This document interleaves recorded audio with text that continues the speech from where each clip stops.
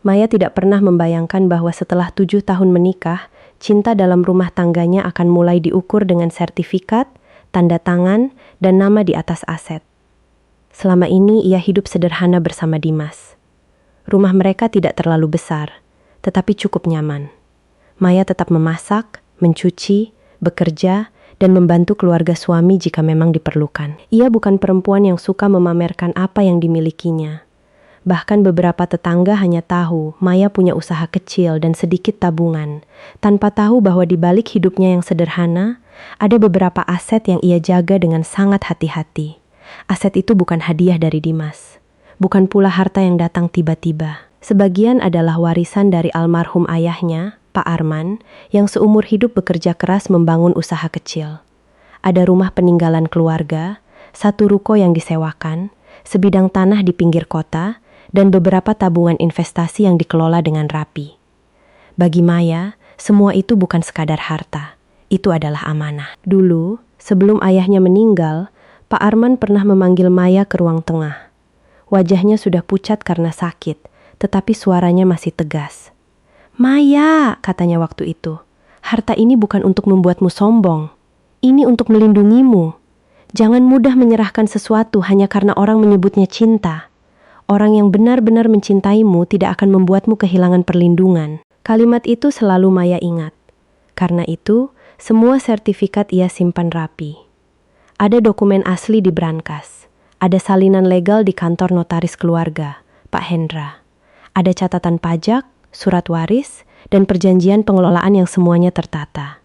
Maya bukan tidak percaya kepada Dimas. Ia hanya percaya bahwa sesuatu yang diwariskan dengan keringat orang tua tidak boleh dipindahkan sembarangan. Awalnya, Dimas tidak pernah mempermasalahkan itu. Ia tahu Maya punya beberapa aset sebelum menikah. Ia juga tahu keluarga Maya menjaga dokumen dengan rapi. Namun dalam beberapa bulan terakhir, sikap Dimas mulai berubah. Ia sering membicarakan rencana usaha baru.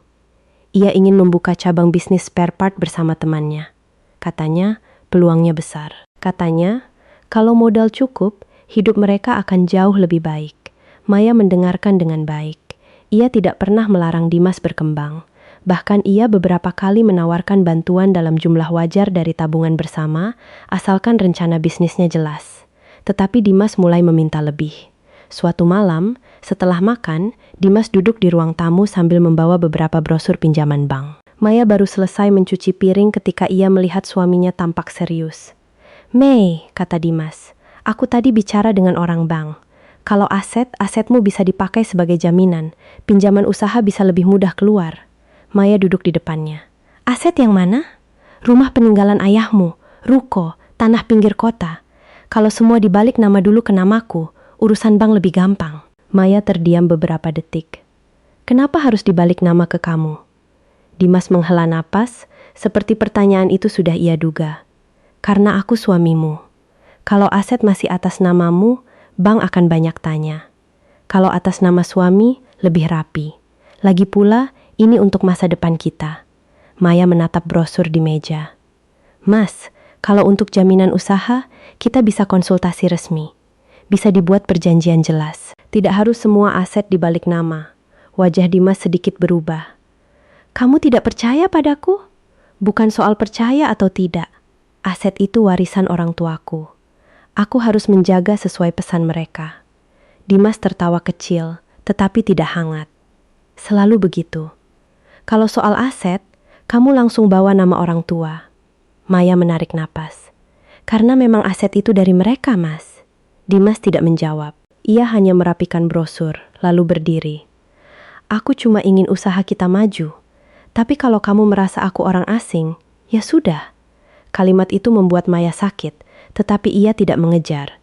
Ia tahu pembicaraan seperti itu tidak bisa diselesaikan saat emosi mulai naik. Keesokan harinya, Ibu Sulastri datang ke rumah. Seperti biasa, Ibu Dimas itu datang tanpa memberi kabar. Ia duduk di sofa, melihat sekeliling rumah, lalu mulai berbicara dengan nada seolah memberi nasihat. "Maya, Ibu dengar Dimas mau mengembangkan usaha." Maya sudah bisa menebak arah pembicaraan. "Iya, Bu, kami masih membahas rencananya." Ibu Sulastri tersenyum tipis. Bagus, laki-laki memang harus didukung. Kalau suami mau maju, istri jangan terlalu banyak hitung-hitungan. Maya menunduk sopan. Saya mendukung, Bu. Tapi semua tetap harus jelas. Jelas bagaimana? Rumah tangga itu dasar utamanya percaya. Kalau semua harus pakai hitungan, pakai notaris, pakai surat, lama-lama seperti orang mau cerai saja. Maya diam. Ibu Sulastri melanjutkan. Dimas itu suamimu. Kalau aset atas nama dia, tetap saja milik kalian berdua. Kenapa harus takut? Saya tidak takut, Bu. Saya hanya hati-hati. Hati-hati atau pelit? Kalimat itu jatuh begitu ringan dari mulut Ibu Sulastri, tetapi cukup membuat dada Maya terasa sesak. Belum sempat Maya menjawab. Rani, adik Dimas, masuk sambil membawa tas belanja. Ia ikut duduk dan berkata, Mbak Maya memang dari dulu paling susah kalau soal uang. Padahal kalau bisnis Mas Dimas maju, keluarga juga ikut terangkat. Maya menatap Rani. Bisnis bisa dibicarakan baik-baik, tapi membalik nama semua aset bukan keputusan kecil. Rani tertawa pendek. Kalau sama suami sendiri saja takut, berarti ada yang disembunyikan. Ibu Sulastri langsung menyambung. Itu yang ibu khawatirkan. Perempuan yang terlalu menjaga aset biasanya sudah punya rencana sendiri kalau rumah tangga tidak berjalan sesuai maunya. Maya menatap ibu mertuanya. Bu, saya tidak pernah berpikir seperti itu. Kalau tidak, buktikan. Serahkan saja atas nama Dimas. Selesai. Maya merasa kalimat itu seperti jebakan. Jika ia menolak, ia dianggap tidak percaya suami. Jika ia setuju, seluruh amanah orang tuanya berpindah tanpa perlindungan. Ia memilih tetap tenang. Maaf, Bu, saya tidak bisa mengambil keputusan seperti itu tanpa notaris dan tanpa perjanjian resmi. Wajah Ibu Sulastri langsung berubah dingin. Malam itu, ketika Dimas pulang, suasana rumah terasa berbeda. Ia tidak banyak bicara kepada Maya. Setelah mandi, ia duduk di ruang tamu bersama ibunya dan Rani. Dari dapur, Maya mendengar suara mereka pelan-pelan. Istri kalau terlalu kuat pegang aset, lama-lama suami tidak dihargai, kata Ibu Sulastri. Rani menambahkan, Mas Dimas harus tegas. Jangan sampai semua milik Mbak Maya, tapi Mas cuma jadi penumpang. Dimas tidak membantah. Maya berdiri diam di dapur. Ia menyadari, permintaan Dimas bukan lagi sekadar rencana usaha. Ada tekanan keluarga di belakangnya. Ada rasa gengsi. Ada keinginan menguasai sesuatu yang selama ini tidak pernah mereka bangun. Ia menatap cincin di jarinya, lalu mengingat suara ayahnya. Orang yang benar-benar mencintaimu tidak akan membuatmu kehilangan perlindungan. Malam itu, Maya belum tahu bahwa penolakannya akan membuat Ibu Sulastri menyusun fitnah besar. Ia juga belum tahu bahwa nama baiknya akan segera dipertaruhkan di depan keluarga. Namun satu hal sudah jelas. Aset yang ia jaga bukan hanya tanah, rumah, dan ruko. Itu adalah batas terakhir antara cinta yang sehat dan keserakahan yang mulai memakai nama rumah tangga. Sejak percakapan malam itu, Dimas berubah lebih dingin. Ia tidak lagi langsung pulang ke rumah setelah bekerja. Kadang ia singgah ke rumah ibunya. Kadang bertemu teman bisnis. Kadang hanya duduk di teras sambil merokok dan menatap ponsel. Maya melihat perubahan itu, tetapi ia tidak langsung menegur. Ia tahu Dimas sedang kecewa karena permintaannya ditolak. Namun Maya juga tahu, jika ia mengalah hanya karena takut suaminya menjauh, ia akan mengkhianati pesan terakhir ayahnya sendiri. Beberapa hari kemudian, Dimas kembali membawa berkas baru. Kali ini bukan hanya brosur pinjaman bank, tetapi juga rancangan kasar rencana usaha. Ada daftar modal, perkiraan keuntungan, cicilan, dan beberapa nama pihak yang katanya siap bekerja sama. Maya membaca semuanya dengan teliti. Ia bukan ingin menjatuhkan semangat suaminya. Ia hanya ingin tahu apakah rencana itu benar-benar kuat atau hanya mimpi yang dibungkus rasa terburu-buru. Mas, angka cicilan ini besar sekali, kata Maya pelan. Dimas duduk di hadapannya. Namanya juga usaha. Kalau mau besar, harus berani ambil resiko. Risiko itu boleh, tapi harus dihitung. Kalau gagal, aset yang dijaminkan bisa hilang. Dimas langsung menghela napas. Kamu selalu berpikir gagal dulu. Aku berpikir kemungkinan, Mas. Itu bukan mendoakan gagal. Itu menjaga supaya kita tidak jatuh tanpa persiapan. Dimas menatap Maya dengan mata lelah. Makanya aku minta aset dibalik nama ke aku dulu. Kalau semua atas namaku, proses bank lebih cepat. Aku yang urus. Kamu tinggal percaya. Maya meletakkan kertas itu di meja. Kenapa harus semua, Mas? Kalau memang butuh jaminan, kita bisa pakai satu aset dengan perjanjian jelas. Tidak perlu rumah, ruko, dan tanah semuanya berpindah nama. Karena bank melihat kekuatan aset. Bank melihat legalitas. Bukan harus semua atas nama suami. Wajah Dimas mengeras. Kamu sudah tanya siapa? Maya menjawab tenang. Aku pernah belajar dari notaris keluarga. Dan kalau perlu, kita bisa konsultasi lagi dengan Pak Hendra. Begitu nama notaris disebut, Dimas langsung tampak tidak suka. Lagi-lagi notaris. Rumah tangga kita ini mau diatur orang luar? Notaris bukan orang luar untuk mengatur rumah tangga. Notaris membantu supaya hak dan resiko jelas. Dimas berdiri. Kalau kamu percaya padaku, kamu tidak perlu semua itu. Maya menatapnya. Kepercayaan tidak harus dibuktikan dengan menyerahkan semua aset, Mas. Kalimat itu membuat Dimas diam beberapa detik. Lalu ia tertawa kecil, pahit. Jadi aku ini cuma suami yang tidak layak dipercaya. Aku tidak pernah bilang begitu. Tapi sikapmu begitu. Maya tidak menjawab. Ia tahu percakapan ini tidak lagi murni soal usaha. Dimas sedang merasa harga dirinya sebagai suami dipertaruhkan. Dan di belakang rasa itu, ada suara Ibu Sulastri yang terus meniupkan api. Benar saja, malamnya Ibu Sulastri menelepon. Dimas mengangkat di ruang tamu, tetapi suaranya cukup terdengar sampai dapur. Dimas, kamu jangan terlalu lembek, kata Ibu Sulastri. Istri itu harus tahu bahwa setelah menikah, suami yang memimpin. Kalau semua aset masih dia pegang, orang akan melihat kamu tidak punya kuasa di rumah. Dimas menjawab pelan. Maya masih keberatan, Bu. Keberatan karena apa? Kalau dia benar-benar istrimu, apa susahnya balik nama? Toh tetap untuk keluarga kalian. Rani ikut berbicara dari seberang.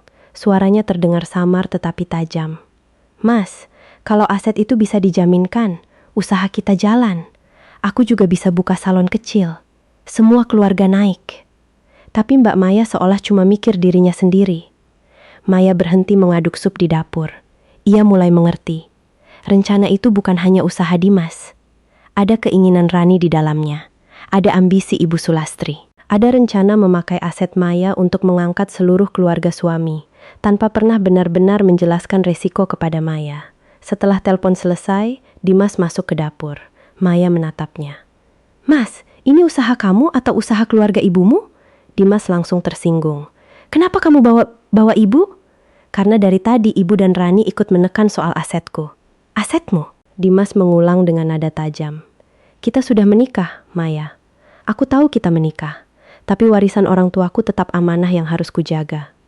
Kalau kamu butuh modal, bicarakan transparan. Jangan meminta semua dibalik nama dengan alasan cinta. Dimas menatap Maya lama. Kalau begitu, kamu memang tidak menganggap aku kepala keluarga. Maya menutup kompor, lalu menghadap suaminya. Kepala keluarga tidak harus dibuktikan dengan nama di sertifikat. Kepala keluarga dibuktikan dengan tanggung jawab. Dimas terdiam, tetapi bukan karena menerima. Ia justru semakin terluka dalam egonya sendiri. Malam itu, ia tidur membelakangi Maya. Tidak ada percakapan sebelum tidur. Tidak ada ucapan selamat malam. Hanya dinding dingin di antara dua orang yang dulu saling percaya. Beberapa hari kemudian, tekanan semakin besar. Ibu Sulastri mengundang Maya dan Dimas makan malam di rumahnya. Saat Maya datang, Rani sudah duduk dengan wajah tidak ramah. Di meja makan, pembicaraan sengaja diarahkan kepada masa depan keluarga. Dimas punya peluang besar, kata Ibu Sulastri. Tapi peluang itu bisa hilang kalau istrinya terlalu takut rugi. Maya menunduk, mencoba tetap sopan. Saya tidak takut rugi, Bu. Saya hanya ingin semua jelas. Rani menyahut cepat. Jelas terus. Kalau keluarga sendiri saja harus pakai surat, berarti memang dari awal tidak tulus. Dimas duduk diam. Maya menunggu suaminya berkata sesuatu, tetapi Dimas hanya menatap piring. Ibu Sulastri lalu berkata lebih keras. Maya, ibu tanya sekali saja. Kamu mau bantu suamimu atau tidak? Maya mengangkat wajah. Saya mau bantu. Tapi saya tidak mau membalik nama semua aset tanpa perjanjian resmi. Berarti kamu tidak percaya. Saya percaya pada suami saya, Bu. Tapi saya juga percaya pada pesan orang tua saya. Ibu Sulastri tersenyum dingin. Orang tua yang sudah meninggal masih kamu jadikan alasan untuk melawan suami? Kalimat itu membuat Maya membeku. Dimas akhirnya berkata pelan, "Bu, tapi hanya itu."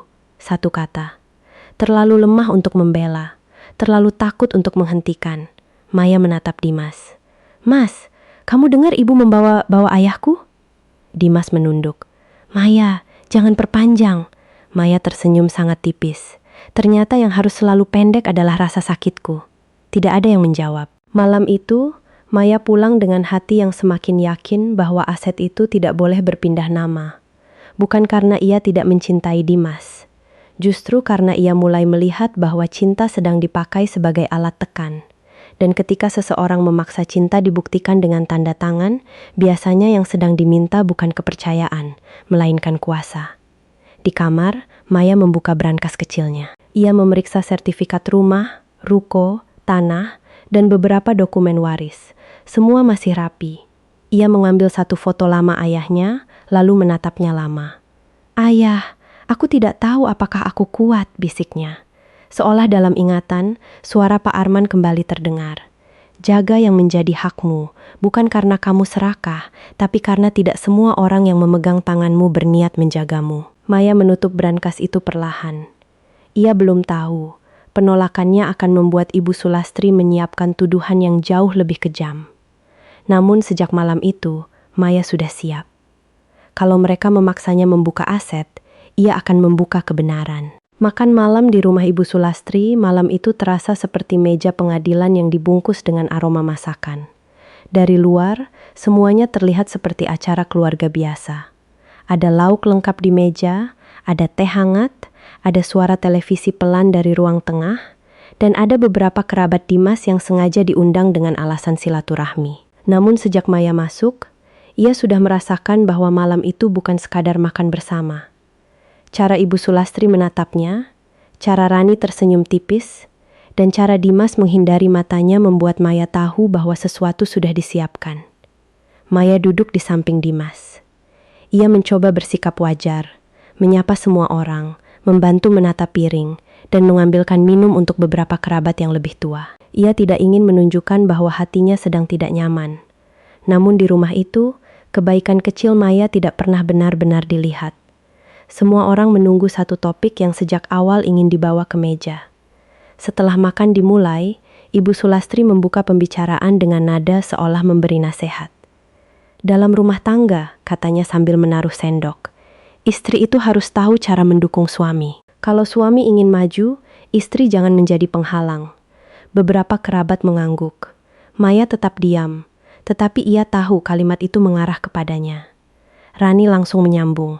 "Benar, Bu. Zaman sekarang susah cari peluang. Kalau ada aset yang bisa dipakai untuk mengangkat usaha keluarga, kenapa harus ditahan sendiri?" Dimas menunduk ke piringnya. Ia tidak menatap Maya. Salah satu paman Dimas bertanya, "Memangnya ada masalah apa?" Ibu Sulastri menghela napas panjang, seperti orang yang sebenarnya tidak ingin bicara tetapi terpaksa. Dimas sedang mau mengembangkan usaha. Peluangnya bagus. Tapi untuk pinjaman bank, perlu kekuatan aset. Maya punya rumah, ruko, tanah, semuanya dari warisan. Dimas hanya minta dibalik nama supaya urusan lebih mudah. Tapi Maya menolak. Semua mata langsung tertuju kepada Maya. Maya menahan napas. Ia tidak menyangka Ibu Sulastri akan membuka urusan pribadi seperti itu di depan keluarga besar. Baginya, pembicaraan tentang aset, warisan, dan rencana pinjaman bukan bahan makan malam. Itu harus dibicarakan secara serius, tertutup, dan dengan dokumen jelas. Rani menatap Maya. "Mbak, kalau sama suami sendiri saja tidak percaya, nanti percaya sama siapa?" Maya menjawab pelan. "Saya tidak pernah bilang tidak percaya. Saya hanya tidak mau semua aset warisan dibalik nama tanpa perjanjian resmi."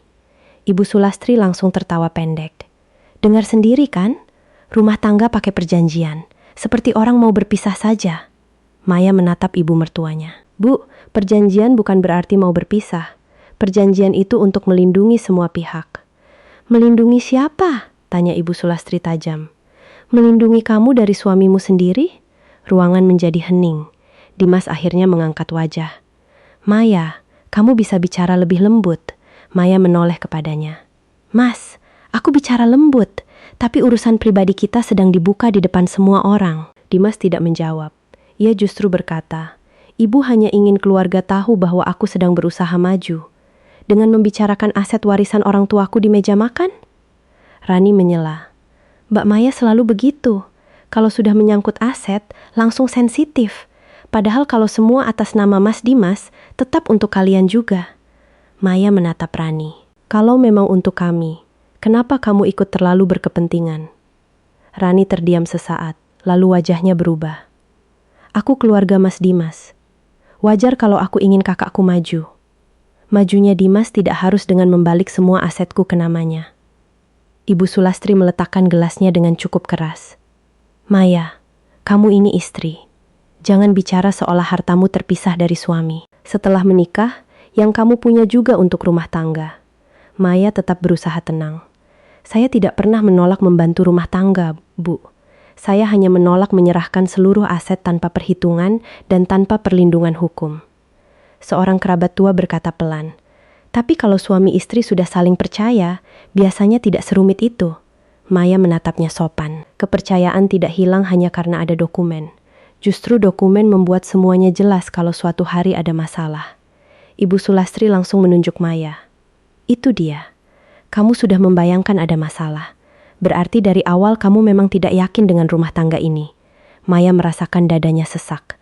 Setiap kalimatnya diputar menjadi bukti bahwa ia istri yang tidak percaya. Setiap penolakannya dianggap tanda bahwa ia menyembunyikan niat buruk. Ia menatap Dimas, berharap suaminya menjelaskan bahwa Maya tidak pernah menolak membantu, hanya meminta proses yang benar. Namun Dimas hanya diam, lalu berkata dengan suara rendah, aku cuma minta kamu percaya, Mei. Maya menatapnya lama. Mas, aku sudah percaya bertahun-tahun. Tapi kenapa sekarang kepercayaan harus dibuktikan dengan semua sertifikat berpindah nama? Dimas menjawab pelan, tetapi dingin. Karena aku suamimu. Maya tersenyum pahit. Dan karena aku istrimu, aku harus kehilangan semua perlindungan yang orang tuaku tinggalkan? Ibu Sulastri langsung bangkit. Kamu selalu membawa nama orang tuamu. Seolah Dimas ini orang yang mau merampas. Padahal anakku hanya ingin membangun masa depan. Maya menatap ibu mertuanya. Kalau masa depan itu sehat, kenapa harus dimulai dengan memaksa? Ruang makan kembali hening. Rani tidak tahan. Mbak, terus terang saja.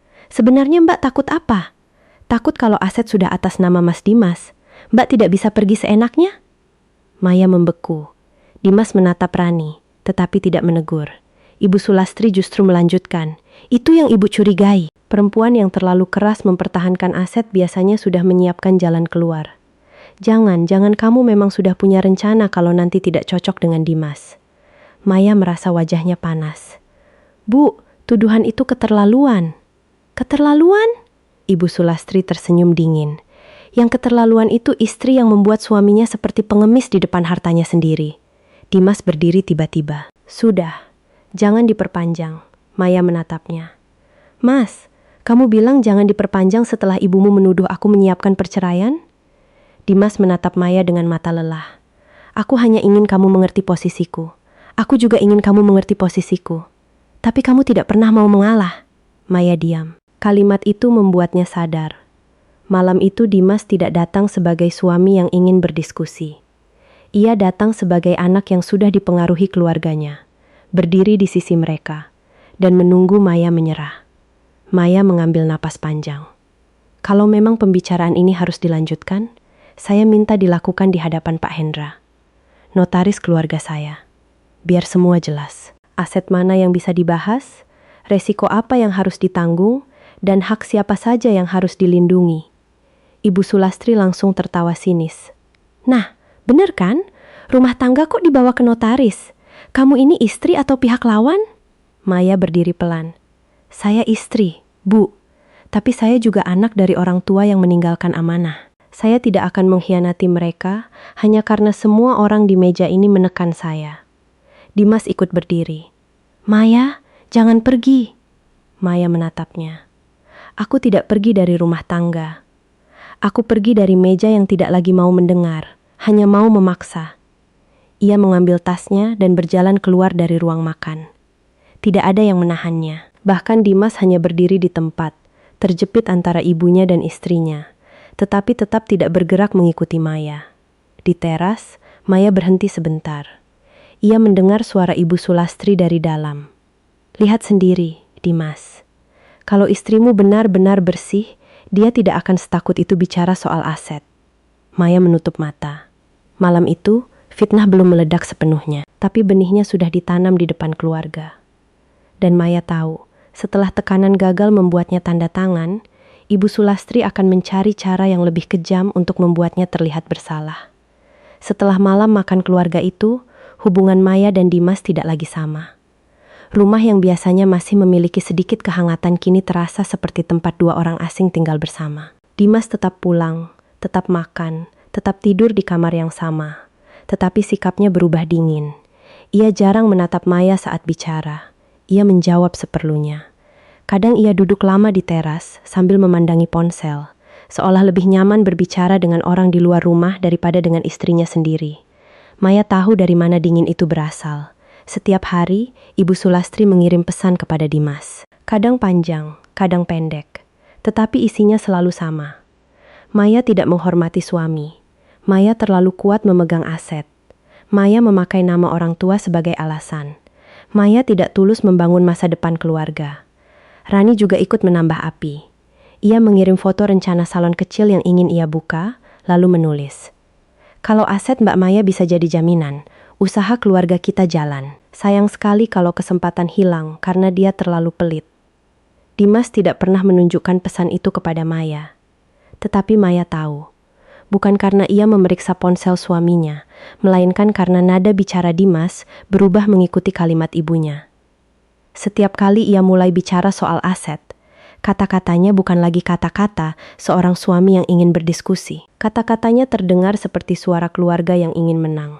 Suatu malam, Dimas pulang lebih larut dari biasanya. Wajahnya lelah, tetapi matanya menyimpan tekanan yang tidak ingin ia sembunyikan lagi. Maya sedang menyiapkan air hangat ketika Dimas meletakkan sebuah map di meja makan. "Aku sudah bicara lagi dengan orang bank," katanya tanpa pembukaan. Maya menatap map itu. "Lalu, kalau sertifikat rumah, ruko, dan tanah itu bisa masuk atas namaku, proses pengajuan akan jauh lebih kuat. Mereka bilang peluangnya besar." Maya duduk perlahan. "Mas, aku sudah bilang, kalau kamu butuh modal usaha, kita bisa bahas aset mana yang aman dijadikan jaminan, tapi bukan membalik nama semuanya." Dimas menatapnya tajam. "Kenapa kamu selalu kembali ke kata aman? Kamu pikir aku akan membuatmu kehilangan semuanya?" "Aku tidak bilang begitu, tapi kamu bertindak seperti itu." Maya menarik napas. "Karena resiko tetap ada, Mas. Kalau bisnis gagal, aset bisa disita. Kalau semua sudah atas namamu dan nanti ada masalah, aku tidak punya perlindungan." Dimas tertawa hambar.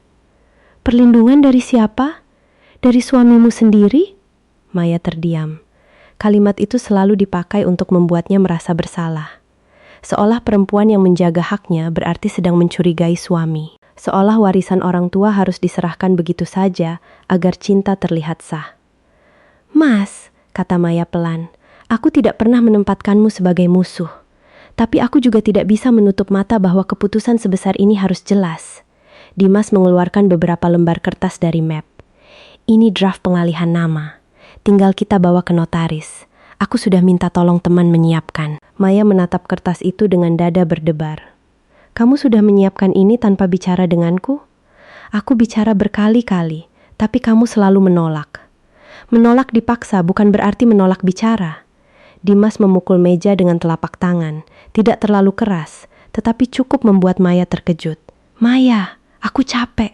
Aku capek dianggap tidak bisa dipercaya. Aku capek merasa seperti suami yang tidak punya kuasa di rumah sendiri.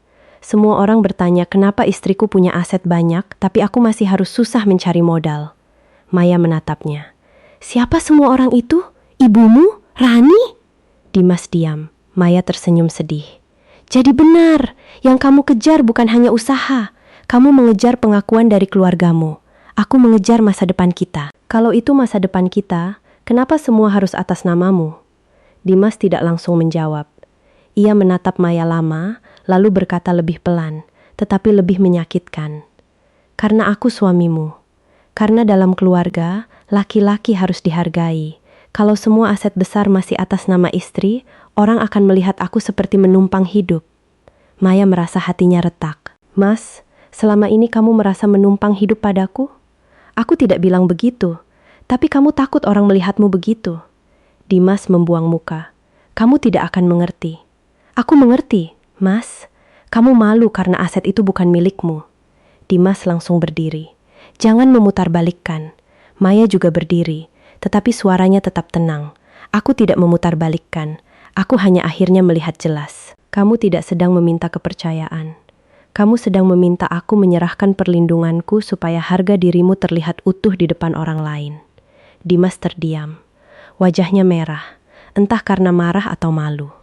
Saat itulah ponselnya berbunyi. Nama Ibu Sulastri muncul di layar. Dimas menolak panggilan pertama, tetapi ibunya menelpon lagi. Akhirnya ia mengangkat dengan kesal.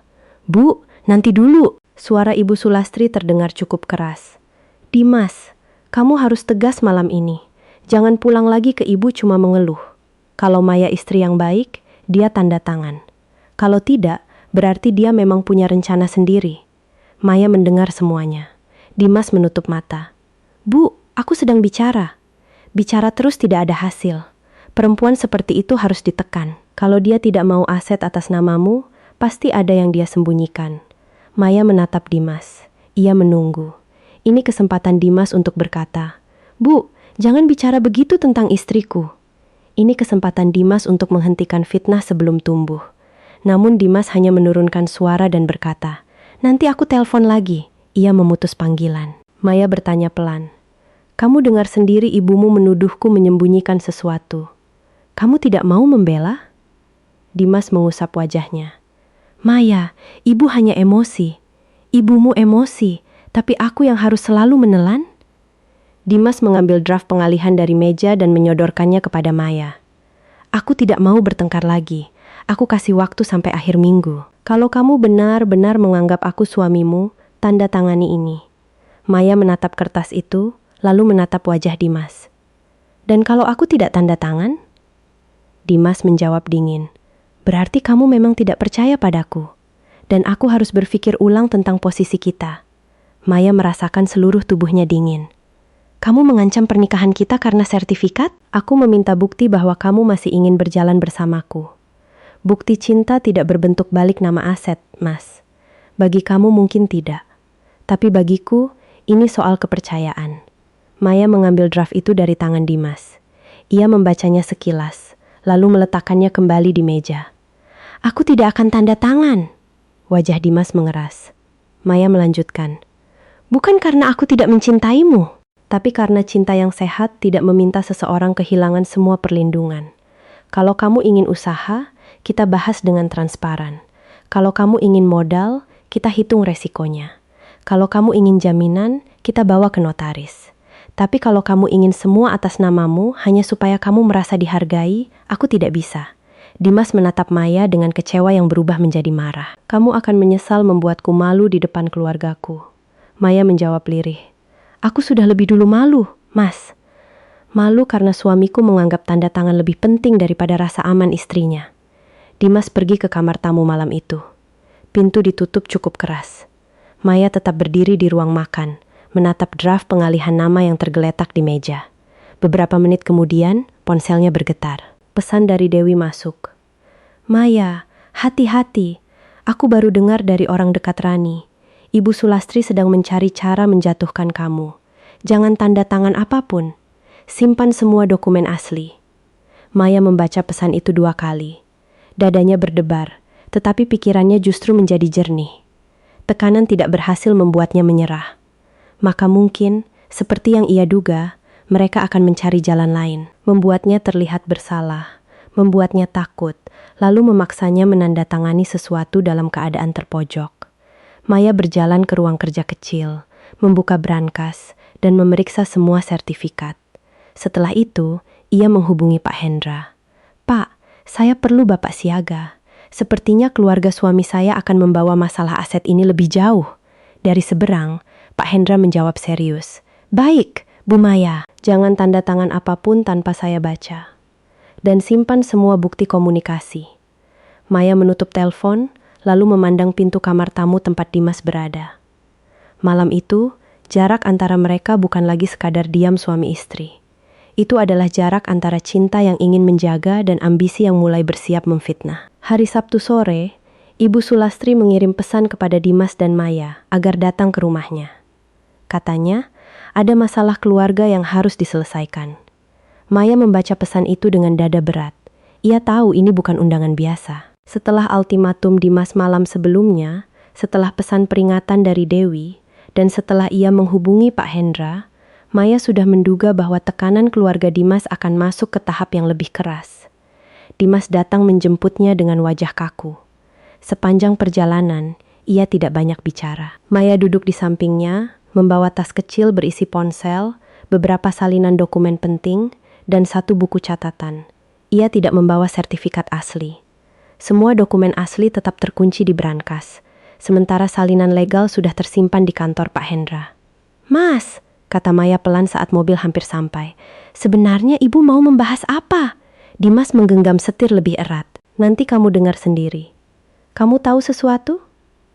Dimas tidak menjawab. Maya menatap wajah suaminya dari samping. "Kalau keluargamu mau menuduhku lagi, aku harap kali ini kamu mendengar sampai selesai sebelum percaya." Dimas hanya berkata, "Kalau kamu tidak menyembunyikan apa-apa, kamu tidak perlu takut." Kalimat itu membuat Maya menutup mulutnya. Ia sadar, Dimas sudah masuk ke ruang kecurigaan yang dibuat ibunya. Ia tidak lagi bertanya karena ingin tahu. Ia bertanya karena sudah mulai percaya ada sesuatu yang salah pada Maya. Ketika mereka tiba, ruang tamu rumah Ibu Sulastri sudah ramai. Ada Rani, beberapa kerabat dekat, dan Pak Rahmat, paman Dimas yang biasanya dihormati sebagai penengah keluarga. Ibu Sulastri duduk di sofa dengan wajah tegang, seolah ia sedang menahan sesuatu yang besar. Di meja, ada sebuah map plastik berisi beberapa lembar fotokopi. Maya duduk dengan tenang. Ia menyapa semua orang, tetapi suasana tidak menyambutnya. Beberapa kerabat menatapnya dengan curiga. Rani bahkan tidak menyembunyikan senyum sinisnya. Pak Rahmat membuka pembicaraan. "Sulastri, kamu bilang ada masalah serius. Jelaskan baik-baik. Jangan sampai keluarga ribut karena prasangka." Ibu Sulastri menarik napas panjang, lalu menatap Maya. Ibu sebenarnya tidak ingin membuka ini, tapi Maya sudah terlalu jauh. Dia menolak aset di balik nama Dimas bukan karena ingin menjaga warisan. Dia menolak karena dari awal sudah menyiapkan jalan keluar dari rumah tangga ini. Maya menatap ibu mertuanya. "Bu, tuduhan itu tidak benar." Ibu Sulastri mengambil map plastik di meja. "Kalau tidak benar, jelaskan ini." Ia mengeluarkan beberapa lembar fotokopi dokumen. Di salah satu halaman, ada potongan nama laki-laki yang diberi lingkaran merah. Ada tulisan tangan di bagian samping, pihak terkait dalam aset Maya. Beberapa kerabat langsung berbisik. Dimas mengambil lembar itu dengan wajah berubah. "Ini apa, Bu?" tanya Dimas. Ibu Sulastri menjawab dengan suara dibuat bergetar. "Ibu mendapat fotokopi ini dari seseorang yang membantu mencari informasi. Di dokumen aset Maya, ada nama pria lain. Bukan namamu, Dimas. Bukan nama keluarga kita. Selama ini dia pura-pura menjaga warisan, padahal mungkin ada hubungan lama yang belum selesai." Maya membeku. Bukan karena takut, tetapi karena terkejut melihat sejauh apa Ibu Sulastri berani membuat tuduhan. Rani langsung menambahkan, "Mas, makanya Mbak Maya tidak mau asetnya atas namamu. Bisa jadi aset itu memang sudah disiapkan untuk orang lain." Maya menatap Rani tajam. "Rani, hati-hati bicara." Rani mengangkat dagu. "Kenapa? Takut terbongkar?" Dimas menatap Maya dengan mata penuh guncangan. "Maya, siapa pria ini?" Maya menarik napas dalam. "Mas, itu potongan dokumen. Aku perlu lihat halaman lengkapnya." Ibu Sulastri langsung menyela. "Tentu kamu akan bilang begitu. Orang yang bersalah selalu minta dokumen lengkap." Maya menatap ibu mertuanya. Orang yang jujur juga butuh dokumen lengkap agar tidak difitnah dengan potongan kertas. Pak Rahmat mengangkat tangan. "Sulastri, dari mana fotokopi ini?" Ibu Sulastri tampak sedikit gugup. "Dari orang yang tahu urusan aset." "Siapa?" "Tidak perlu disebut. Yang penting isinya." Maya menatap fotokopi itu. Ia mengenali potongan nama yang dilingkari. Nama itu bukan pria lain dalam hidupnya. Nama itu adalah Pak Arman, ayahnya sendiri, yang tercatat dalam dokumen waris lama sebagai pemberi hibah dan pewaris awal. Namun karena halaman dipotong, bagian hubungan keluarga tidak terlihat. Nama lengkapnya pun hanya sebagian, membuatnya tampak seperti nama laki-laki asing.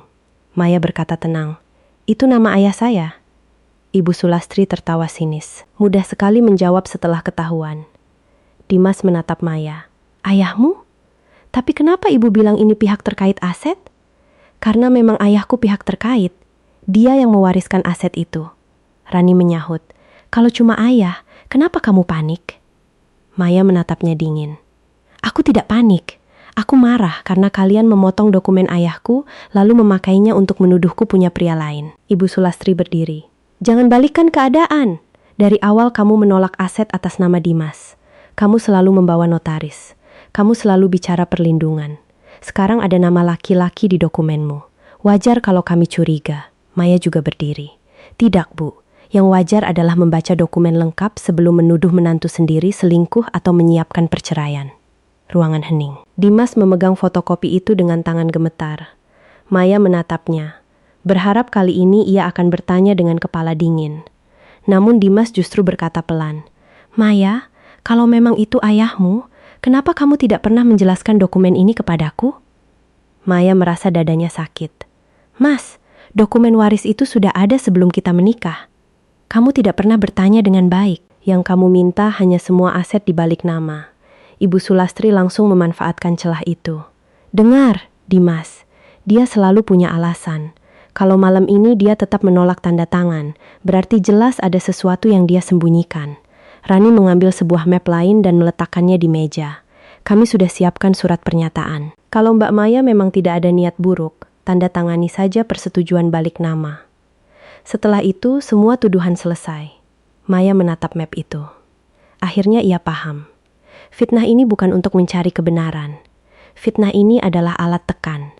Mereka ingin membuatnya takut, malu, dan terpojok, lalu menawarkan tanda tangan sebagai jalan keluar. Maya tersenyum pahit.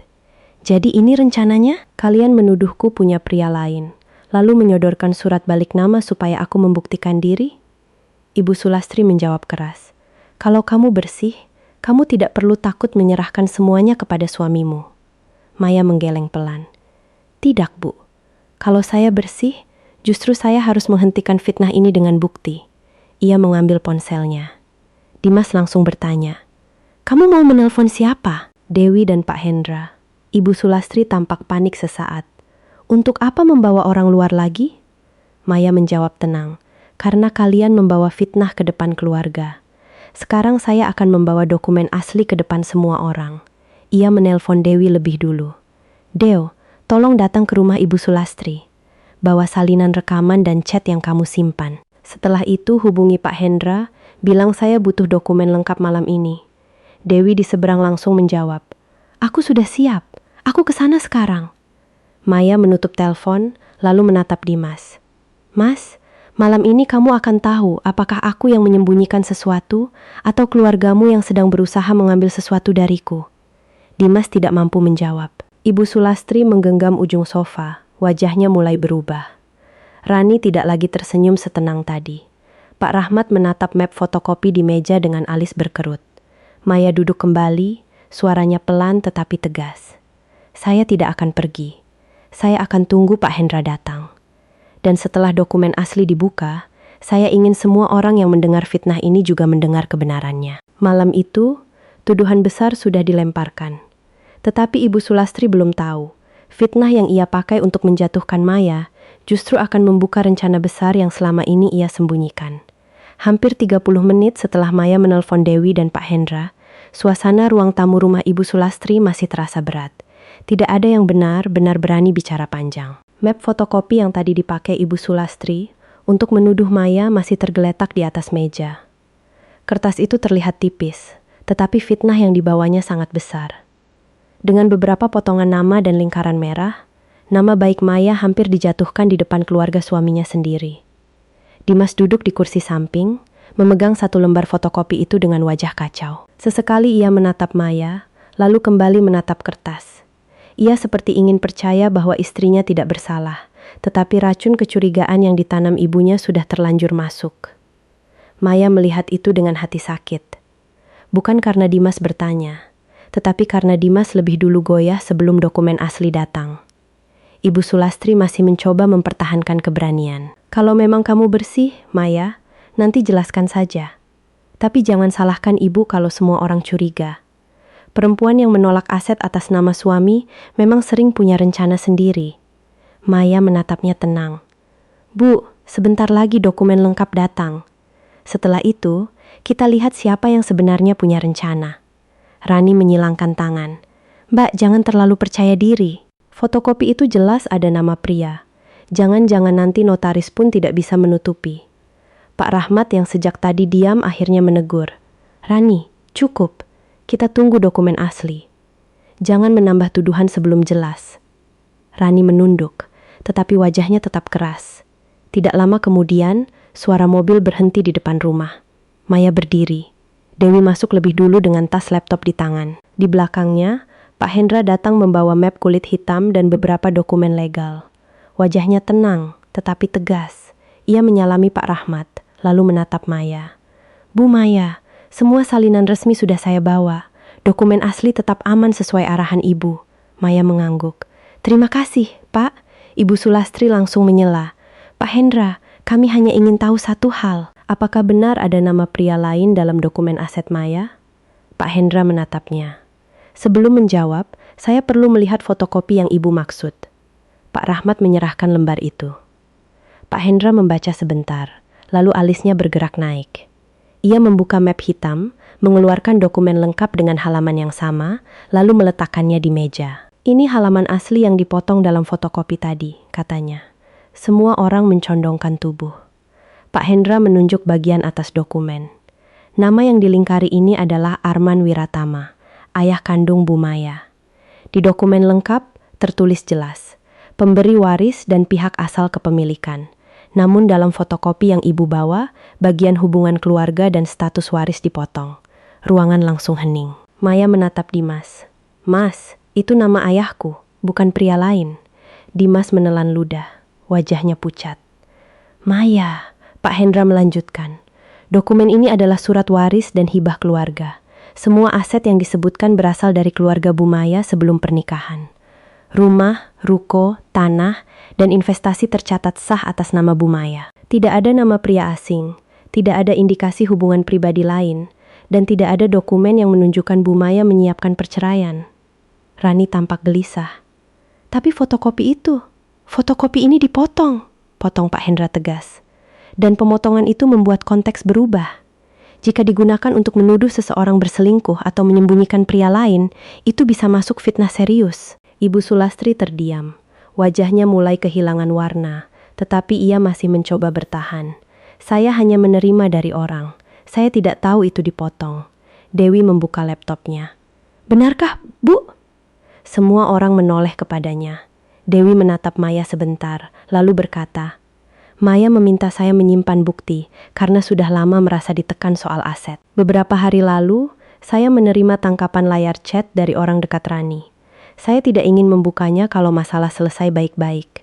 Tapi karena Maya sudah difitnah, saya rasa semua perlu tahu. Rani langsung berdiri. Dewi, jangan ikut campur. Pak Rahmat menatap Rani tajam. Duduk. Dewi membuka file di laptop. Di layar terlihat percakapan antara Rani dan Ibu Sulastri. Rani, Bu, kalau Maya terus nolak, kita harus cari cara bikin dia takut. Ibu Sulastri, cari celah dokumennya. Kalau ada nama laki-laki, bisa dipakai. Rani, ada nama Arman di dokumen lama. Ibu Sulastri, itu ayahnya? Rani, iya, tapi kalau dipotong, orang tidak tahu. Biar Dimas curiga dulu. Dimas berdiri perlahan. Wajahnya benar-benar berubah. Bu, Rani, kalian tahu itu nama ayah Maya? Ibu Sulastri menggenggam ujung kerudungnya. Dimas, ibu cuma ingin kamu sadar. Maya terlalu keras. Ibu tidak punya pilihan. Maya menatapnya dengan mata basah, tetapi suaranya tetap tenang. Bu tidak punya pilihan? Jadi pilihan ibu adalah memotong dokumen ayah saya dan menuduh saya punya pria lain? Rani menangis. Mbak, Aku cuma mengikuti ibu.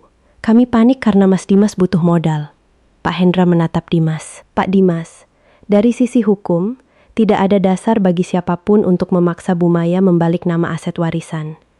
Jika ada kebutuhan modal, harus dibuat perjanjian resmi, transparansi resiko, dan persetujuan bebas tanpa tekanan.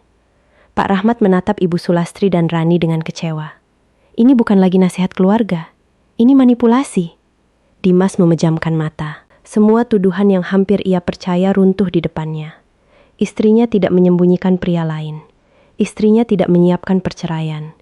Yang ada justru ibunya dan adiknya menyusun cara agar Maya takut lalu menyerahkan aset. Maya berdiri pelan. Mas, tadi kamu bertanya siapa pria di dokumen itu. Sekarang kamu tahu jawabannya. Itu ayahku. Orang yang meninggalkan semua ini agar aku terlindungi. Dan malam ini, keluargamu memakai nama ayahku untuk memfitnahku. Dimas menunduk. Aku salah. Maya menggeleng pelan. Belum selesai, Mas. Ia menatap Dewi. Buka bukti berikutnya. Ibu Sulastri langsung pucat. Bukti apa lagi? Maya menatap ibu mertuanya. Bukti kenapa kalian begitu ingin semua aset itu atas nama Dimas. Ruang tamu kembali membeku. Fitnah tentang pria lain sudah runtuh. Tetapi rencana yang lebih besar baru akan dibuka. Dewi menatap Maya beberapa detik, seolah meminta izin terakhir. Maya mengangguk pelan. Setelah fitnah tentang pria lain runtuh, ia sudah tidak ingin menyisakan ruang bagi kebohongan lain. Malam itu harus selesai. Bukan setengah selesai. Bukan selesai dengan kata maaf yang dipaksakan. Semua alasan di balik tekanan itu harus dibuka. Karena Maya tahu permintaan balik nama aset tidak pernah sesederhana demi masa depan rumah tangga. Dewi membuka folder lain di laptop. Di layar muncul beberapa tangkapan layar percakapan antara Rani dan Ibu Sulastri. Kali ini, isinya bukan lagi soal mencari celah dokumen Maya, melainkan soal rencana setelah aset itu berhasil berpindah atas nama Dimas. Rani. Bu, kalau ruko itu sudah atas nama Mas Dimas, kita bisa pakai buat jaminan bank. Ibu Sulastri. Iya, Dimas harus pegang semua dulu. Maya jangan diberi ruang berpikir, Rani. Tanah pinggir kota juga lumayan. Kalau digabung, pinjaman bisa besar. Ibu Sulastri. Yang penting tanda tangan dulu. Setelah itu urusan keluarga kita. Ruangan menjadi sangat sunyi. Dimas menatap layar dengan wajah pucat. Ia tahu ibunya dan Rani menekan Maya. Tetapi membaca kalimat itu membuatnya seperti melihat sesuatu yang lebih telanjang. Selama ini ia berkata kepada Maya bahwa aset itu untuk masa depan mereka berdua. Namun dalam chat itu, yang disebut bukan masa depan Maya dan Dimas, melainkan urusan keluarga mereka. Maya menatap Dimas. Mas, kamu tahu rencana ini? Dimas membuka mulut, tetapi tidak langsung menjawab. Aku tahu sebagian. Sebagian yang mana? Dimas menunduk. Aku tahu Rani butuh modal. Aku tahu ibu ingin beberapa aset dijadikan jaminan, tapi aku tidak tahu mereka akan memfitnah kamu. Maya tersenyum pahit. Tapi kamu tahu asetku tidak hanya untuk usahamu. Dimas diam. Pak Rahmat mengusap wajahnya dengan kecewa. Dimas, kamu meminta istrimu membalik semua aset atas namamu, sementara kamu tidak menjelaskan bahwa aset itu juga akan dipakai untuk kebutuhan Rani dan hutang keluarga? Ibu Sulastri langsung menyela. Itu bukan hutang keluarga, itu kebutuhan keluarga. Kalau bisnis jalan, semua juga akan merasakan hasilnya. Pak Hendra menatap Ibu Sulastri dengan tegas. Bu, kebutuhan keluarga tidak bisa menjadi alasan memaksa pemilik aset menyerahkan haknya, apalagi jika disertai manipulasi dokumen dan fitnah. Rani mulai menangis. Aku cuma ingin buka salon. Aku capek terus dianggap tidak berhasil. Kalau Mas Dimas bisa bantu, hidupku juga bisa berubah. Maya menatap Rani. Dengan mengambil perlindungan hidupku? Rani menunduk. Aku tidak berpikir sejauh itu. Tidak, jawab Maya pelan. Kamu berpikir cukup jauh untuk memotong dokumen ayahku dan membuat Dimas curiga padaku. Rani tidak bisa membalas. Dewi lalu membuka bukti berikutnya. Kali ini berupa rekaman suara pendek. Ia menatap semua orang sebelum menekan tombol putar. Rekaman ini saya dapat dari seseorang yang hadir saat Ibu Sulastri dan Rani membicarakan rencana pinjaman. Saya tidak akan membuka ini kalau Maya tidak difitnah. Tapi setelah tuduhan tadi, semua harus jelas. Suara Ibu Sulastri terdengar dari laptop, Sedikit samar tetapi cukup jelas. Kalau Maya tetap keras, buat Dimas merasa harga dirinya diinjak. Laki-laki kalau sudah merasa tidak dihargai, dia akan memaksa. Setelah aset atas nama Dimas, Maya tidak bisa banyak bicara. Ruko bisa untuk jaminan, tanah bisa disiapkan kalau pinjaman kurang. Rumah juga aman karena sudah atas nama anakku. Lalu suara Rani menyusul. Kalau suatu hari Maya marah? Ibu Sulastri menjawab, kalau semua sudah atas nama Dimas, dia mau marah bagaimana? Istri itu ikut suami. Rekaman berhenti. Maya merasa tubuhnya dingin. Ia sudah menduga ada keserakahan di balik tekanan itu. Tetapi mendengar langsung bahwa rumah peninggalan ayahnya juga disebut membuat lukanya semakin dalam. Rumah itu adalah tempat ia dibesarkan. Tempat ayahnya menanam pohon mangga. Tempat ibunya menyimpan kain-kain lama. Tempat Maya kembali setiap kali merasa dunia terlalu berat. Bagi keluarga Dimas, rumah itu hanya angka di mata bank. Dimas berdiri kaku. Ia menatap ibunya dengan mata merah. Bu, ibu bilang rumah Maya juga aman karena atas namaku? Ibu Sulastri panik. Dimas, itu hanya pembicaraan. Ibu tidak bermaksud buruk. Ibu hanya ingin kamu punya pegangan. Pegangan? Maya mengulang pelan. Dengan membuatku kehilangan pegangan? Ibu Sulastri menatap Maya. Kamu terlalu membesar-besarkan. Kalau kamu istri yang baik, kamu pasti mau membantu. Maya berdiri. Saya sudah membantu berkali-kali, Bu. Saya membantu saat Dimas kesulitan. Saya membantu biaya keluarga saat ibu sakit. Saya membantu Rani ketika dia butuh uang pendaftaran kursus. Tapi bantuan berbeda dengan menyerahkan semua aset agar bisa kalian kendalikan. Pak Rahmat menatap Dimas dengan tegas. Dimas, jujur, apakah kamu punya hutang usaha? Dimas menutup mata. Beberapa detik berlalu sebelum ia menjawab. Ada, Maya menatapnya. Berapa? Dimas menyebut jumlah yang membuat ruangan kembali hening. Jumlah itu jauh lebih besar dari yang pernah ia ceritakan. Ia mengaku pernah meminjam modal kepada temannya, lalu usaha kecilnya gagal. Sebagian hutang itu sudah jatuh tempo. Ia takut Maya marah, takut ibunya kecewa, dan takut dianggap tidak mampu. Karena itu, ketika Ibu Sulastri menyarankan agar aset Maya dibalik nama dan dijadikan jaminan, Dimas membiarkan dirinya percaya bahwa itu satu-satunya jalan. Maya menahan air matanya. Jadi kamu bukan hanya meminta asetku untuk usaha baru. Kamu juga ingin menutup hutang lama yang tidak pernah kamu ceritakan. Dimas menunduk. Aku malu. Lalu karena kamu malu, aku harus kehilangan rumah ayahku? Dimas tidak menjawab. Maya menatap semua orang di ruangan itu. Sekarang jelas, saya menolak bukan karena punya pria lain. Saya menolak bukan karena menyiapkan perceraian. Saya menolak karena dari awal memang ada sesuatu yang kalian sembunyikan. Hutang Dimas, rencana Rani, dan ambisi Ibu Sulastri untuk menguasai aset saya. Ibu Sulastri menangis. Maya, Ibu hanya ingin keluarga ini selamat. Maya menggeleng. Tidak, Bu. Ibu ingin keluarga Ibu selamat dengan mengorbankan saya. Kalimat itu membuat Ibu Sulastri diam. Pak Hendra menutup map dokumen. Bu Maya berhak menolak seluruh proses balik nama. Tidak ada dasar hukum yang bisa memaksa beliau. Dan setelah adanya bukti tekanan, manipulasi dokumen, serta fitnah, saya menyarankan semua komunikasi terkait aset dilakukan secara tertulis dan melalui pendamping hukum.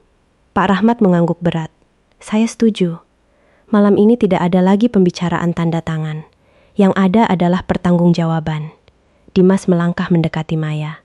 Mei, aku salah. Aku panik. Aku tidak tahu harus bagaimana. Maya menatapnya dengan mata basah.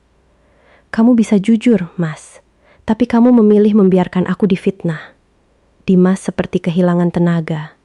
Ia tidak punya jawaban. Malam itu, semua alasan runtuh. Fitnah tentang pria lain hanyalah asap. Di balik asap itu ada hutang, ambisi, dan rencana menguasai aset warisan Maya. Dan untuk pertama kalinya, Dimas sadar bahwa ia hampir kehilangan istrinya bukan karena Maya terlalu curiga, melainkan karena dirinya sendiri terlalu takut mengakui kebenaran. Setelah semua bukti terbuka, ruang tamu rumah Ibu Sulastri tidak lagi dipenuhi suara tuduhan. Tidak ada lagi kalimat tajam tentang Maya yang tidak percaya suami.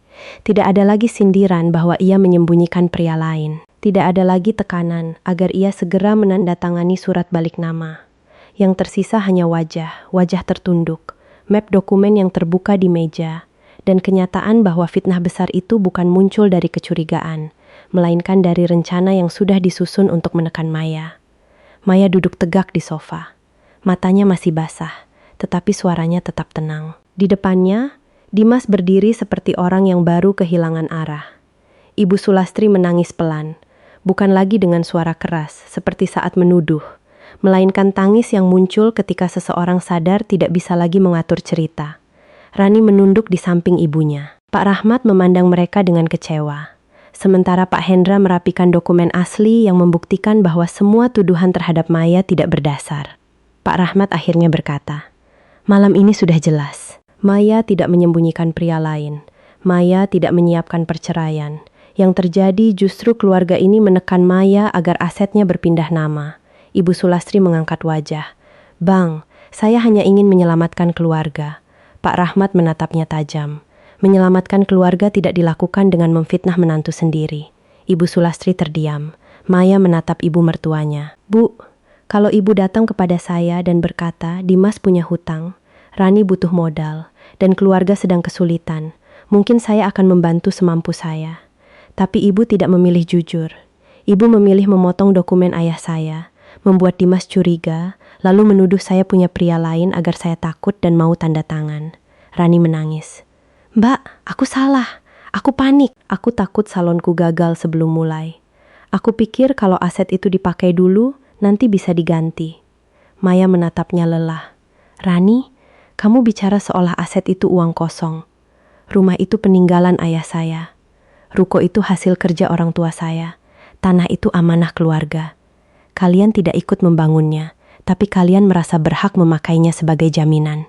Dimas mendekat satu langkah. "Mei, aku akan tanggung hutangku sendiri. Aku tidak akan minta asetmu lagi." Maya menatap suaminya.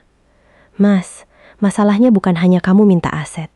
Masalahnya kamu menyembunyikan hutang, membiarkan ibumu menekan aku, lalu hampir percaya saat aku difitnah."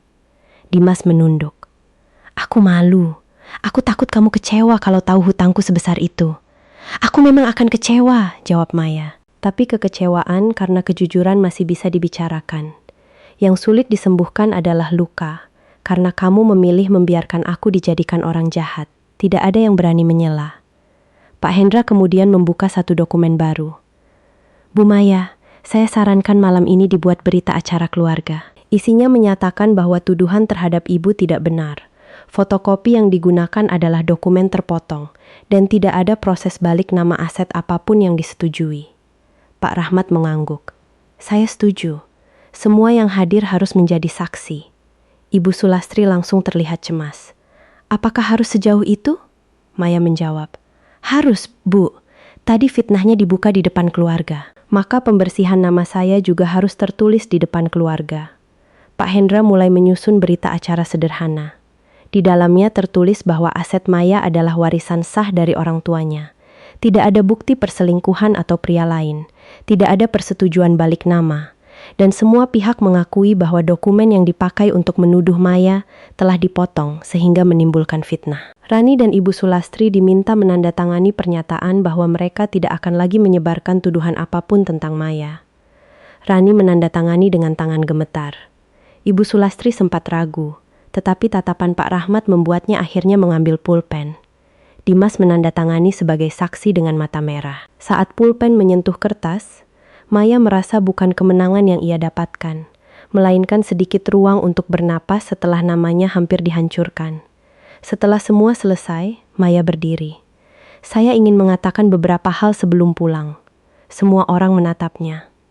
"Mulai malam ini, semua aset saya tetap atas nama saya. Tidak ada sertifikat yang akan dibalik nama ke Dimas. Tidak ada ruko, rumah, tanah, atau investasi yang dijadikan jaminan hutang siapapun tanpa persetujuan saya dan tanpa perjanjian resmi." Dimas mengangguk pelan. "Aku mengerti." Maya melanjutkan. "Kalau Dimas ingin membangun usaha, ia harus membuka seluruh catatan hutang, resiko, dan rencana pembayaran. Kalau ingin saya membantu, bicarakan sebagai suami yang jujur, bukan sebagai orang yang menodong tanda tangan." Dimas menelan ludah. Iya, Maya menatap Ibu Sulastri dan Rani. Dan mulai hari ini, Ibu dan Rani tidak boleh lagi ikut mengatur aset saya. Tidak boleh menyuruh Dimas menekan saya. Tidak boleh membawa nama orang tua saya untuk membuat saya merasa bersalah. Kalau ada pembicaraan aset, harus melalui Pak Hendra. Ibu Sulastri menangis. Maya, apakah kamu akan memutus hubungan dengan ibu? Maya menjawab pelan. Saya tidak memutus hubungan, Bu. Saya hanya memutus cara ibu mengendalikan hidup saya. Kalimat itu membuat Ibu Sulastri terdiam. Dimas mendekat.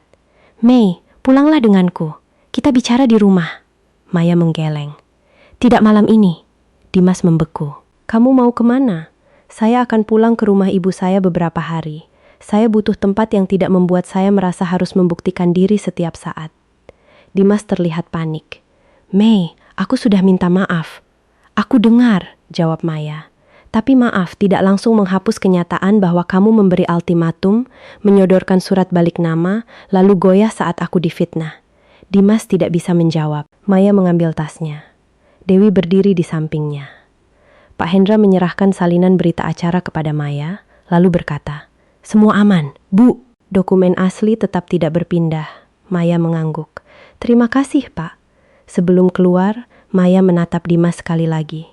Mas, aku tidak pergi karena tidak mencintaimu. Aku pergi karena aku perlu memastikan cintaku kepada kamu tidak membuatku kehilangan diriku sendiri. Dimas menunduk, air matanya jatuh. Malam itu, Maya meninggalkan rumah Ibu Sulastri tanpa membawa amarah besar, tetapi membawa batas yang lebih kuat dari sebelumnya. Ia tidak membalas fitnah dengan fitnah. Ia tidak menghancurkan keluarga Dimas. Ia hanya mengambil kembali haknya untuk merasa aman. Dan untuk pertama kalinya, Dimas melihat dengan jelas bahwa aset yang ingin ia kuasai bukan hanya soal rumah, ruko, atau tanah. Itu adalah perlindungan terakhir seorang istri yang hampir ia korbankan demi menutupi rasa malu dan hutangnya sendiri. Kisah Maya bukan hanya tentang rumah, ruko, tanah, atau sertifikat yang diminta di balik nama. Kisah ini adalah cermin tentang bagaimana cinta bisa berubah menjadi alat tekanan ketika seseorang mulai mengukur kepercayaan dengan tanda tangan. Dalam rumah tangga, memang benar suami dan istri harus saling mendukung. Tetapi dukungan tidak berarti menyerahkan semua perlindungan tanpa batas. Kepercayaan tidak berarti menutup mata terhadap resiko.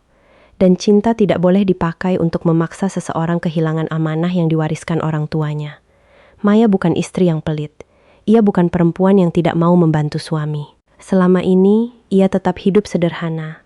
Tetap mendampingi Dimas. Tetap membantu keluarga suami ketika mereka membutuhkan. Namun aset yang ia miliki bukan harta kosong yang bisa dipindahkan begitu saja. Rumah itu adalah peninggalan ayahnya. Ruko itu hasil kerja keras keluarganya. Tanah itu amanah yang dijaga bertahun-tahun. Semua sertifikat itu menyimpan keringat, pesan, dan perlindungan dari orang tua yang ingin anaknya tetap punya tempat berdiri. Dari Maya, kita belajar bahwa menjaga hak bukan berarti tidak mencintai. Seorang istri boleh mencintai suami, tetapi ia tetap berhak menjaga warisan keluarganya. Ia boleh membantu usaha suami, tetapi tidak harus menyerahkan seluruh aset atas nama suami tanpa perjanjian yang jelas. Ia boleh mendukung rumah tangga, tetapi tidak harus membiarkan dirinya kehilangan perlindungan, hanya agar orang lain merasa dihargai. Karena cinta yang sehat tidak membuat seseorang takut menjaga batas. Dari Dimas, kita belajar bahwa rasa malu bisa menjadi pintu menuju kesalahan besar. Ia malu karena punya hutang. Ia malu karena merasa tidak punya aset sebesar istrinya. Ia malu di depan ibunya dan Rani. Namun alih-alih jujur kepada Maya, ia memilih menekan. Ia menyebutnya kepercayaan. Ia menyebutnya masa depan. Ia menyebutnya bukti cinta. Padahal di balik semua itu, ada hutang yang disembunyikan, ada ego yang terluka, dan ada keinginan mengambil jalan mudah melalui aset istri. Seorang suami yang baik tidak menjadikan cinta sebagai alat untuk mendapatkan tanda tangan. Ia tidak membuat istrinya merasa bersalah karena menjaga warisan. Ia tidak membiarkan ibunya menuduh istrinya hanya demi memuluskan rencana keluarga. Jika seorang suami butuh bantuan, ia harus datang dengan kejujuran. Katakan hutangnya. Katakan resikonya. Katakan rencana sebenarnya. Jangan meminta istri percaya, sementara kebenaran paling penting justru disembunyikan. Dari Ibu Sulastri, kita belajar bahwa keserakahan sering menyamar sebagai nasihat keluarga. Ia berkata ingin menyelamatkan Dimas. Ia berkata ingin masa depan keluarga lebih baik. Ia berkata istri harus mendukung suami. Namun ketika Maya menolak, Ibu Sulastri tidak memilih bicara baik-baik. Ia memilih memotong dokumen, menyalahgunakan nama ayah Maya, dan membuat fitnah seolah Maya punya pria lain. Itu bukan nasihat, itu manipulasi. Fitnah muncul ketika keserakahan tidak menemukan jalan. Saat permintaan baik tidak berhasil, orang yang serakah akan mencari cara membuat korban merasa bersalah. Mereka akan menuduh tidak percaya, tidak tulus, tidak setia, bahkan menyiapkan perceraian. Tujuannya bukan mencari kebenaran, melainkan menciptakan tekanan agar korban menyerah. Itulah yang hampir terjadi kepada Maya. Nama baiknya hampir dihancurkan hanya karena ia berani berkata tidak. Dari Rani, kita belajar bahwa kebutuhan pribadi tidak boleh dibayar dengan hak orang lain. Ia ingin membuka salon. Ia ingin hidupnya berubah. Itu tidak salah. Yang salah adalah ketika keinginannya membuat ia ikut menyusun fitnah terhadap kakak iparnya sendiri. Modal usaha tidak boleh dibangun dari manipulasi. Mimpi pribadi tidak boleh berdiri di atas perlindungan orang lain yang dirampas. Dari Pak Hendra dan Dewi, kita belajar pentingnya bukti dan dokumen. Kadang kebenaran tidak cukup hanya diucapkan. Ketika orang lain sudah membawa potongan kertas untuk memfitnah, dokumen lengkap harus dibuka. Ketika tuduhan dilempar di depan keluarga, bukti juga harus ditunjukkan di depan keluarga. Itulah mengapa Maya tidak hanya membela diri dengan air mata. Ia membawa dokumen asli, salinan legal, chat, dan rekaman. Bukan untuk membalas dendam, tetapi untuk menghentikan kebohongan. Aset warisan bukan sekadar benda. Bagi sebagian orang, itu adalah perlindungan terakhir. Itu adalah pesan orang tua yang sudah tiada. Itu adalah hasil kerja keras yang tidak boleh dipakai sembarangan. Maka siapapun, termasuk suami dan keluarga suami, tidak berhak memaksa pemiliknya menyerahkan semua hanya atas nama cinta. Jika memang perlu bantuan, bicarakan dengan jelas. Jika memang butuh modal, buat perjanjian yang adil. Jika memang cinta, jangan memaksa pasangan kehilangan rasa aman. Setelah malam itu, Maya tidak langsung memaafkan semuanya. Ia memilih pulang ke rumah ibunya, bukan karena ingin menghancurkan rumah tangga, tetapi karena ia perlu bernapas tanpa tekanan. Ia perlu mengingat kembali bahwa dirinya berharga, meski tidak menandatangani apapun. Ia perlu memastikan bahwa cinta kepada Dimas tidak membuatnya kehilangan dirinya sendiri. Dimas akhirnya belajar bahwa hutang bisa dicari jalan keluarnya, tetapi kepercayaan istri yang dikhianati jauh lebih sulit dipulihkan. Ibu Sulastri belajar bahwa menantu bukan jalan pintas untuk menyelamatkan ambisi keluarga. Rani belajar bahwa mimpi usaha tidak boleh dibangun dari fitnah. Dan Maya belajar bahwa berkata tidak kadang menjadi cara paling benar untuk menyelamatkan diri. Jangan meminta cinta dibuktikan dengan menyerahkan semua harta. Sebab cinta yang sehat menjaga pasangan, bukan membuatnya kehilangan perlindungan.